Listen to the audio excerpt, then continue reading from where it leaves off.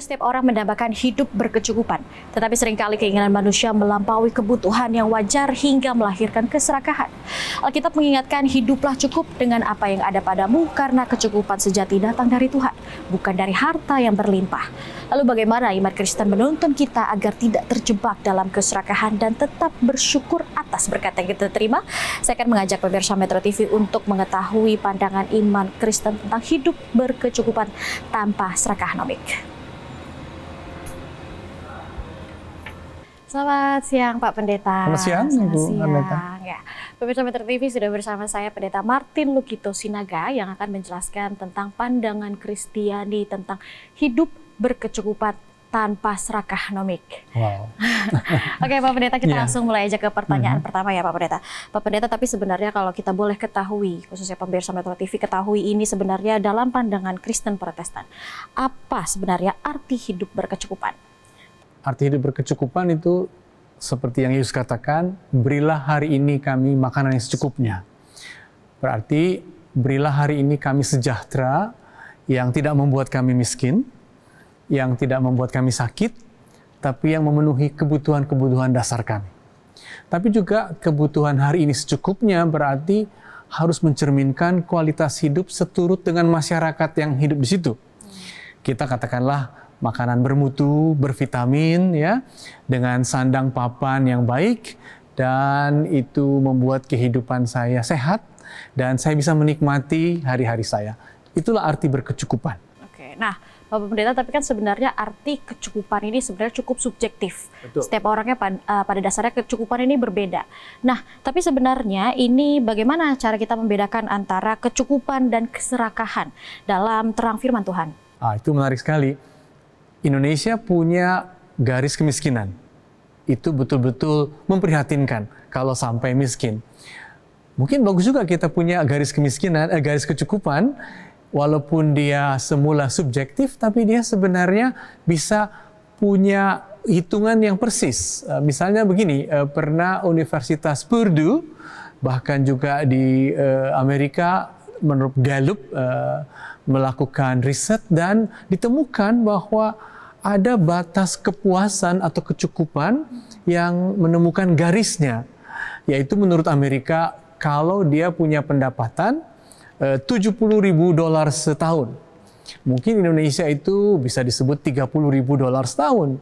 Jadi sebenarnya ada sebuah titik yang kita bisa sepakati, inilah titik hidup cukup, hidup tidak serakah, dan pada titik itu orang akan mengatakan, ya saya tidak usah lagi mengambil, saya tidak usah lagi korupsi, karena sudah cukup saya mendapat jaminan hidup dengan garis kecukupan tadi.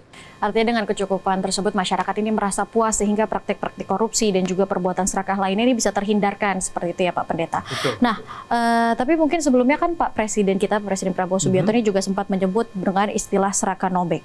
Nah, tapi sebenarnya bagaimana ini Alkitab untuk menolong kita agar menghindari serakah nomik yang dimaksudkan oleh Presiden Prabowo tersebut?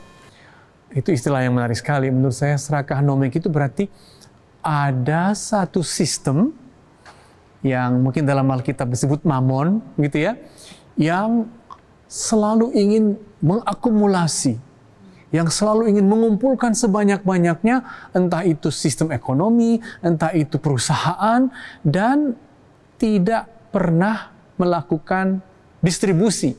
Nah, jadi untuk melawan serakah nomik secara Kristiani, maka kita harus mengembangkan keyakinan bahwa ada sumber-sumber dari Tuhan, ada mana dari Allah yang diberikan, tapi semua kiranya mendapat makan. Jangan sampai ada orang tertentu yang mengumpulkan sebanyak-banyaknya, yang lain nggak dapat makan. Jadi cara kita menolak serakah nomik adalah kita harus melihat sistem mana yang mengakumulasi tanpa batas, memonopoli kekayaan, kita harus menolaknya, dan kita menciptakan mekanisme agar ada cara berbagi, agar ada cara berempati dengan orang-orang yang belum punya kesempatan. Nah, di situ sebenarnya kita bisa meyakini, oh di situ iman Kristen bekerja kalau ada sistem untuk membagi-bagikan agar orang lain punya kesempatan. Nah, Pak Pendeta, ini saya masih mau bertanya-tanya lagi tentang pandangan iman Kristiani tentang hidup secukupnya tanpa hidup serakah. Mungkin sambil kita berbicara, kita duduk di altar, nggak apa-apa ya? Dengan senang hati. Oke, siap. Kita duduk di sini. Nah, Pak Pendeta, kita kayak duduk di sini biar lebih akrab, diskusinya lebih enak. Nah, Pak Pendeta, tadi kan kita berbicara soal bagaimana Alkitab menolong kita supaya terhindar dari keserakahan. Nah, kita ke pertanyaan selanjutnya. Ini sebenarnya menurut Pak Pendeta, apa dampak sosial maupun rohani yang lahir ketika manusia hidup dalam keserakahan? Ketika dia hidup dengan keserakahan, dia akan menciptakan kehidupan yang terlalu kompetitif. Maka kehidupan sosial akan bergesekan dan orang ingin mengambil sebanyak-banyaknya, lalu flexing, lalu menunjukkan dia berhasil mengambil padahal sebenarnya dia merampok atau dia korupsi. Jadi cara hidup serakah itu melahirkan gesekan sosial yang berbahaya. Tapi kalau dia mampu mengatakan aku cukup, lalu kalaupun aku punya kelebihan karena aku mendapat, karena jasaku, karena kepintaranku, maka itu menjadi peluang bagi orang lain untuk berkembang juga. Jadi dia bisa membuka peluang dengan modal yang dia punya. Saya kira itu mungkin dalam kehidupan kita hari-hari ini. Oke, berarti Pak, ini kita memerlukan rasa yang cukup. Tapi sebenarnya bagaimana cara praktis jemaat melatih hati agar selalu merasa cukup dan juga bersyukur nih dalam kehidupan sehari-hari? Nah, itu memang pertanyaannya. Bagaimana jemaat sendiri melatih? Menurut saya, gereja atau kekristenan harus berhenti memuji dan memuja-muja orang-orang kaya. Lebih bagus dia menghormati setiap orang yang punya integritas, dan dengan integritasnya dia berkembang dan dia bisa menunjukkan dari mana semua keberhasilan itu. Itu yang pertama. Yang kedua, tentu saja kiranya gereja punya gerakan-gerakan yang sering disebut diakonia, yang membuka peluang bagi orang-orang yang belum punya kesempatan untuk dilatih lebih baik, untuk bekerja lebih baik, untuk mendapat peningkatan kapasitas diri, dan itu akan membuat gereja tahu bahwa kalau saya memberi peluang dan kesempatan kepada orang lain, saya menemukan kepuasan. Kepuasan saya tidak dalam kemampuan saya untuk menunjukkan kehebatan saya. Dan ini yang menarik juga, Aneta, dalam riset akhir-akhir ini, katanya kebahagiaan itu ternyata tidak bisa kau temukan sendirian. Dengan mengumpulkan banyak, dengan menunjukkan banyak, kau nggak bahagia. Kau hanya bisa bahagia kalau kau bersama orang lain.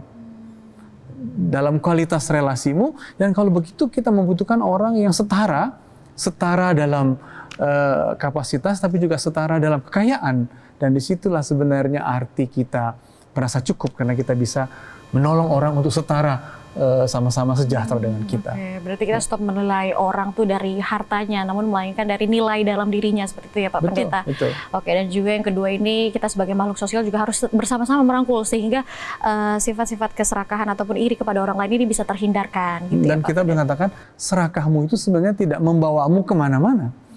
Justru kalau kau mampu memberi peluang kepada orang lain, kau membangun relasi yang baik, kau akan lebih bahagia sebenarnya. Baik Pak Pendeta. Nah, tapi dalam hal ini sebenarnya apa peran gereja dalam mendampingi umat supaya tidak terjebak dalam pola hidup konsumtif dan juga tamak, Pak Pendeta mungkin? Nah, memang gerakan ekumene, gerakan PGI mengusulkan apa yang disebut spiritualitas keugaharian. Jadi mesti ada latihan rohani untuk tiap-tiap orang bisa mengatakan, ya Tuhan, ini cukup bagiku. Artinya sejahtera, berkualitas, tidak miskin, dan itu kiranya bisa menjadi gerakan bersama-sama. Dan dari situ orang akan punya model-model hidup berkecukupan yang baik, sejahtera, dan bahagia. Nah, kita mencari model-model, kita mencari teladan-teladan, dan gereja bisa meminta tokoh-tokohnya untuk menjadi teladan. Jangan meneladani orang yang bisa menggelontorkan banyak sekali uang, dan kita tahu sebenarnya dari mana uang itu. Jadi kita harus lebih meneladani orang-orang yang menunjukkan proses bagaimana dia berhasil dan bagaimana dia cukup dengan semua itu. Ya Tuhan, ini cukup bagiku. Seperti itu yang cukup ditanamkan. Baik, mungkin terakhir dari Pak Pendeta sendiri, apa pesan dari Pak Pendeta ini bagi umat Kristen supaya kita tetap bekerja keras seperti yang Pak Pendeta tadi sampaikan, supaya kita meneladani orang-orang yang berproses seperti itu, dan juga bagaimana cara kita untuk menikmati berkat Tuhan tanpa diperbudak oleh harta.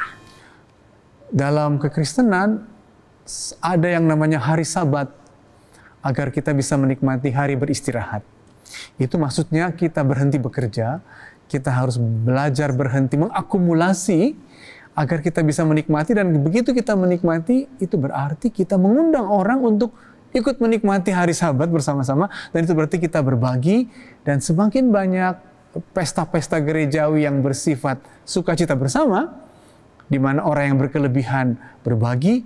Nah, di situ orang akan belajar bahwa kehidupan bukan memperbanyak milikku, tapi membangun sebanyak mungkin kesempatan untuk bertemu bersukacita sambil menikmati kehidupan bersama-sama. Saya kira itu bisa menjadi latihan rohani orang-orang Kristen dimanapun berada. Bersukacita bersama-sama. Dengan berbagi-bagi. Dengan berbagi-bagi.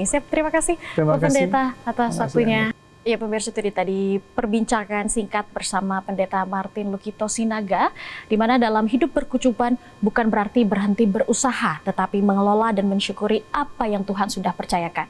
Keserakahan hanya melahirkan kehampaan, sementara hati yang cukup membawa damai sejahtera.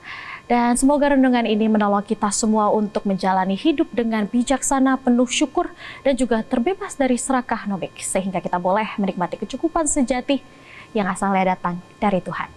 Dan sekian segmen Hikmah siang kali ini. Terima kasih Pak Pendeta atas waktunya. Dan untuk pemirsa Metro TV, sampai jumpa di Hikmah segmen siang berikutnya. Jelajahi cara baru mendapatkan informasi. Download Metro TV Extend sekarang.